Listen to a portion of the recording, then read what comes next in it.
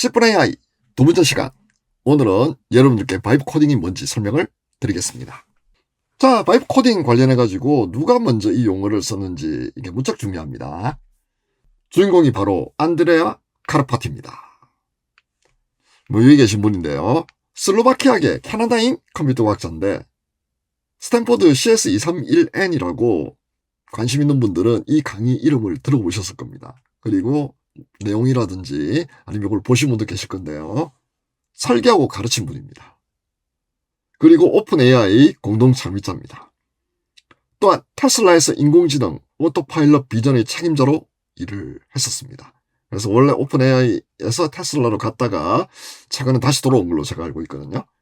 그리고 대학교 때는 구글 브레인, 구글 리서치, 딥마인드에서 인턴으로 일했는데 어떤 분야인지는 여러분들이 알고 계실 겁니다. 바로 딥러닝 분야입니다. 즉 딥러닝 관련해가지고는 거의 세계 최강의 실력파라고 볼 수 있습니다.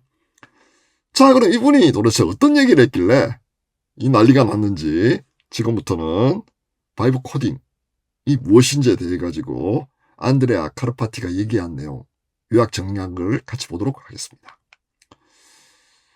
때는 2025년 2월 3일입니다. 요 트위터 글을 올려가지고요. 이 글 자체가 엄청난 반향을 불러일으킨 겁니다. 전체적으로 내용을 제가 다 읽어드리면 좋은데 시간 관계상 핵심만 가져왔습니다. 먼저 급변하는 상황을 포용하고, 이게 무슨 얘기냐면 코드를 만들 때 내가 한 땀 한 땀 자료도 찾고 내 코드도 읽고 남의 코드도 읽고 또 코드 만든 거 검토도 하고 이렇게 하는 게 아니고요. 빠르게 LLM하고 협업하는 방법으로 치고 나가는 겁니다. 그래서 급변하는 상황을 포용한다는 표현을 썼습니다. 다음으로 코드가 있는지 없는지조차 잊어먹는 겁니다. 무아증행에 빠지는 겁니다. 내가 지금 프로그램을 짜고 있는 건지 아니면 LLM과 얘기를 하고 있는 건지 모르겠지만 어쨌든 코드를 만들어진다. 게다가요, 키보드 대신 목소리로 진행합니다. 말로 지시한다는 겁니다. 모든 것을 받아들입니다. 즉 LLM이 만들어주는 거는 다 좋아. 그리고 기존 코드와 차이점도 보지 않습니다. 이게 무슨 얘기냐, 보통 우리 프로그램 만들면요, 내가 옛날에 짰던 프로그램하고 고친 프로그램하고 어디서 차이가 있는지, 그리고 그걸 내가 제대로 했는지, 요거를 이제 분석을 해 나가면서요 차근차근 밟아가는데 그게 아닙니다. 그리고요, 프로그램 만들다 보면 누구나 실수를 하죠. LLM도 마찬가지거든요. 그래서 LLM이 만든 코드에서 버그를 본다거나 아니면 내 의도대로 안 만들어졌다. 그럴 때는 동작할 때까지 임의로 변경해달라고 요청을 합니다. 이게 바로 바이브 코딩의 핵심입니다. 즉 LLM한테 지시를 내리면서 나는 실제로 코드를 최소한으로 건드리고, 그리고 그 결과를 계속해서 LLM 쪽에 이게 맞다 안 맞다 이렇게 얘기해가면서 완성된 제품 또는 어떤 소프트웨어로 나가는 그런 일련의 행위를 우리는 바이브 코딩이라고 부를 수 있을 겁니다. 자, 그럼 바이브 코딩이 가능하게 된 이유에 대해 가지고 도대체 어떤 일이 일어났길래 이게 가능하게 됐을까요? 우선 여러분들이 잘 알고 계시겠지만 LLM의 발전이 가장 큽니다. 처음부터 프로그램 능력이 되게 좋았어요. 왜냐하면 LLM의 논리적인 여러 가지 좋은 특성들을 갖추게 하기 위해서는 프로그램 언어, 파이썬 책이나 이런 거를 좀 학습을 시켜야 됩니다. 그런데 요즘에는 사유 능력, 요걸 리저닝이라고 부르기도 하고 싱킹이라고 부르기도 하는데요. 요걸 갖춘 최신 모델이 등장함으로써 내가 얘기를 하게 되면 이 얘기한 바를 훨씬 더 정교하게 프로그램으로 바꿀 수 있는 그런 능력이 커진 겁니다. 다음으로요, 여러분들 요즘 챗GPT나 아니면 구글 제미나이 보시면 인터넷을 뒤져가지고 필요한 자료도 가져올 수 있는 그런 능력까지 생겼습니다. 이러다 보니까 점점 더 위력이 강해진 겁니다. 그리고 제가 여기는 적지는 않았는데요. 개인적으로는 하나 더 들자면 바로 토큰 크기가 커진 겁니다. 프로그램 짜다 보면 점점 더 코드가 길어지죠. 그리고 코드를 설명하는 다른 문서도 있을 가능성이 있는 겁니다.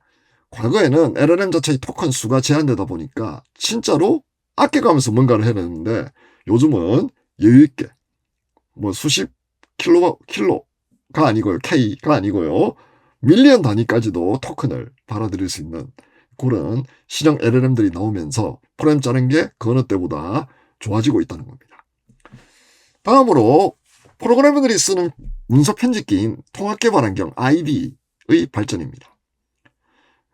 IDE 플러그인으로 LLM을 동작시키는 겁니다. 플러그인으로요. 그래서 원래 IDE가 만들어져 있고, 예를 들어 뭐 VS 코드라든지 이클립스라든지 여러분들 아마 한두 번씩 들어보신 분들 계실 건데요. 거기에 플러그인 방식으로 LLM을 결합시키는데, 요즘에는요, 아예 마이크로소프트가 만든 VS 코드를 포커시켜가지고요, AI 기능을 그냥 내장시켜버립니다. 아마 여러분들 커서나 윈도서프 얘기 들어보신 분도 계실 겁니다. 최근에 윈도서프 같은 경우는 오픈 AI에서 엄청난 돈을 들여가지고 인수하려고 한다라는 기사도 아마 본 적이 계실 건데요. 바로 그 회사입니다. 이 회사가 만든 여러 가지 제품들이 있는데 그게 바로 요 AI 에디터라고 보셔야 됩니다. 요 AI 에디터는 어떤 기능이 들어있느냐? 우리가 프로그램 편집할 수 있고, 그리고 컴파일 할 수 있고, 형상 관리할 수 있고, 이슈 추적하고 연동이 되기도 하고, 그리고 그게 플러스 알파로 LLM하고 의사소통하면서 코드를 읽고 분석하고 수정하고 주석 달고 이런 게 가능해지는 겁니다. 자, 제가 코딩 어시스턴트 예를 한번 들어드리겠습니다. 이게 윈도서프라고 부르는 녀석인데요. 여기 왼쪽 보시면 대화창입니다. 채팅창이에요. 오른쪽은 일반적인 프로그래밍 편집기입니다. 즉 원래 우리 통합개발 환경은 왼쪽에 뭐가 있냐면 디렉토리 구조가 나와야 되는데 얘는 채팅창이 나오죠. 물론 커서 같은 경우는 뭐 여기 반대로 되어 있는 경우도 있고요. 뭐 그거는 프로그램마다 조금씩 다르긴 하지만 뭐 위치가 중요한 게 아니고요. 어쨌든 두 부분으로 나눠진다는 겁니다. 하나는 편집 영역, 그리고 하나는 대화 영역입니다.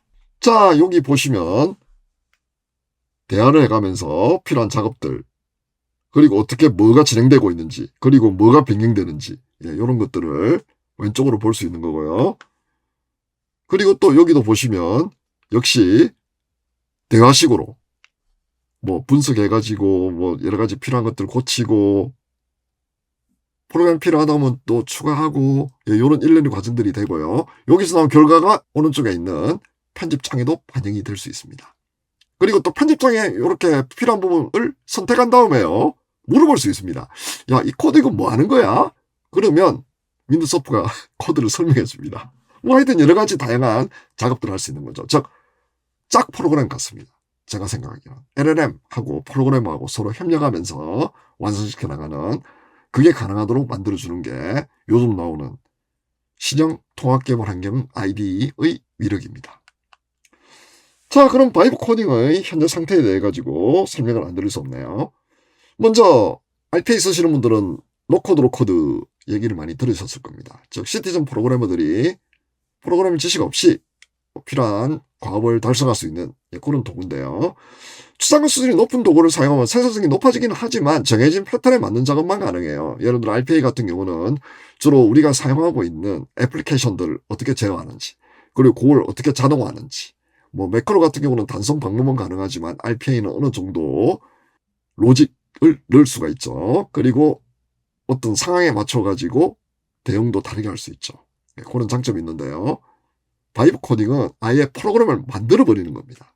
그렇기 때문에 한 단계 더 발전한 형태인데요.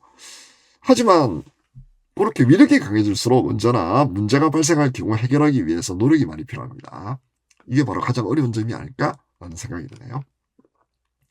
현재 바이브 코딩의 적합한 사용 사례를 한번 들어드리겠습니다. 일단 그린필드 프로젝트, 아무것도 없는 거 맨 땅에 헤딩하는 건데요. 프로타입 개념 증명은 되게 잘 됩니다. 그 다음에 브라운필드 프로젝트라고 해서 일부 기능을 추가하거나, 즉 우리 기존에 코드 만든 게 있어요. 아니면 프로그램 언어, 라이브러리를 변경할 경우에는 적합하게 동작하는 상황을 유도할 수 있는데, 요거는 어느 정도 됩니다.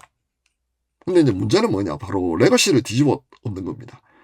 왜 그러냐면요, 기존 코드 베이스에 꼭꼭 숨겨진 가정이라고 쓰고, 아니 함정이라고 읽는 LLM이 처리하기에는 상당히 곤란한 형태의 뭔가가 숨어있을 가능성이 있는 겁니다. LLM 아직 그 코드나 그 패턴을 본 적이 없을 겁니다. 왜? 회사 내부에서 학습시킬 목적으로 오픈 AI나 구글에 우리 코드를 준 적은 없잖아요. 이러다 보니까 모르는 상황이 올 수 있는 겁니다. 그리고 외부 연동 부분이 있으면 이것도 큰 문제입니다. 왜냐면 이 문서가 안 돼 있어요. 대부분. 그 문서 어디로 가고 없을 겁니다. 코드만 있거든요. 그러면 파악하기가 좀 어렵습니다. 그렇기 때문에 레거시 자체를 뭔가 하는 거는 상당히 어렵다라고 생각하시면 됩니다. 물론 뭐 나중에는 좋아질 수도 있는데요. 현재 상황에서는 힘들다. 이렇게 보시면 됩니다. 자, 그럼 바이브 코딩은 명과 암에 대해 가지고 설명을 드리겠습니다. 우선 생산성을 증대시킬지 감소시킬지를 봐야 되는데요. 먼저 명, 숙달된 프로그램 생산성을 배가시킵니다. 뭐 2배 정도. 많게는 한 서너 배까지도 가능할 것 같은데 보통 한 2배에서 2.5배 정도를 보고 있더라고요. 그리고 암, 숙달되지 못한 프로그램 생산성 일시적으로 높입니다. 왜? 아예 못하는데 뭔가 그래도 하는 척하게 만들어주니까요. 일시적으로는 좋아 보여요. 근데 문제는 장기적으로는 생산성을 떨어뜨릴 겁니다. 이유가 뭐냐? 소프트웨어는 한 번 만들고 버릴 게 아니에요. 대부분 다 유지보수. 즉 수정이 일어나거나 버그를 고치거나 아니면 기능을 확장하거나 뭘 더 추가하거나 바꿔달라고 한단 말이에요. 그럴 때 LLM한테 뭐 시키면 안 돼? 하지만 뒤에 나오는 몇 가지 문제 때문에 그게 용이하지 않다는 것을 인식을 하고 계셔야 됩니다. 내가 뭘 어떤 식으로 했는지를 알아야지 내 코드를 고치는 거하고 똑같습니다. 그게 LLM이 있다고 해가지고 그런 노력이 필요하지 않다는 얘기는 아니죠. 참고로 인간이 AI보다 잘한 일에 AI를 붙여주면 결과가 더 좋았고 AI가 인간보다 잘한 일에 인간을 붙여주면 결과가 더 나빴다는 그런 연구 결과들이 있는데요. 언제 AI에게 조언을 해야 될지 그 시점 그리고 거기에 따라 가지고 나온 대답을 받아들일지 아니면 받아들일지 알아야 될지 확실히 알아야 됩니다. 누가? 사람이요. 여기서는 개발자가요. 그걸 모르게 되면 점점 더 미궁에 빠질 가능성이 있습니다. 자, 다음으로요. 환각에 빠질 것이냐 말 것이냐. LLM의 성능이 점차 개선됨에 따라 환각이 줄어든다는 보고가 있습니다. 그럼에도 불구하고 코드는 점점 더 복잡해지고 이런 와중에서 한번 꼬이면 되게 힘들어집니다. 왜 그런지를 생각해 봤는데요. 우선 생성의 AI는 더하는 것에는 매우 익숙해요. 하지만 빼는 것에는 매우 서툽니다. 이런 치명적인 문제가 있기 때문에 필요에 따라 중복된 코드는 합치고 그리고 불필요한 코드는 삭제하고 뭐 리팩토링이라고 부르는 일련의 과정을 거쳐야 되는데 개발자가 LLM에 명시적으로 명령하고 통제하기 전까지는 LLM은 일단 동작하게 만들고요. 빠집니다. 즉 코드 중복도 커지고 한 번에 여러 파일들 막 건드려가지고 나중에 롤백하기도 어렵게 만들고 이런 부작용이 생기는 겁니다. 자, 마지막으로 베리피케이션하고 밸리데이션을 얘기 안 할 수 없습니다. 밸리데이션은 뭐냐면 제대로 일을 하는가입니다. 즉 무슨 얘기냐면 우리가 어떤 목적을 정했으면요. 이 목적을 달성하느냐 이 문제입니다. 즉 결과로 확인하는 문제고요. 베리피케이션은 뭐냐면 뭐 목적은 모르겠고 그거는 뭐 좋은 목적인지 나쁜 목적인지 잘된 목적인지 뭐 잘못된 목적인지는 모르겠는데 일단 거기 내려지면 거기까지 가는 거에 대해 가지고 올바르게 했는지를 보는 겁니다. 즉 과정이 올바르면 되는 거예요. 설령 우리가 원하고자 하는 목표가 뭔가 문제가 있다 손 치더라도요. LLM은 베리피케이션을 매우 능숙합니다. 일단 시키면 합니다. 토 달지 않습니다. 그냥 합니다.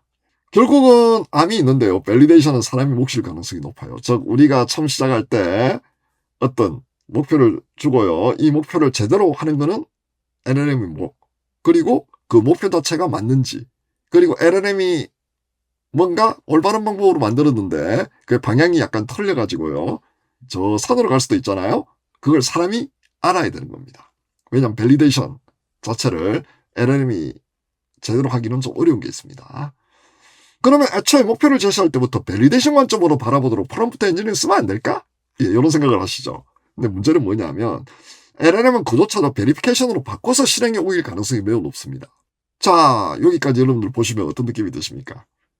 정말로 바이브 코딩을 잘하려면 아까 제가 처음 말씀드린 이 정도 업계 최강의 능력을 갖춘 안드레아 카르파티가 하면 잘 되는데요. 만일 LLM의 동작 원리에 대해서도 아직 학습하는 중이고 그리고 프로그램 자체도 서툴다면 이 바이브 코딩이 오히려 더 약이 아니고 독이 될 가능성이 돼가지고 여러분들은 한 번 더 생각해 주셨으면 감사하겠습니다. 자, 그럼 오늘 10분 AI 여기서 마무리하겠습니다. 감사합니다.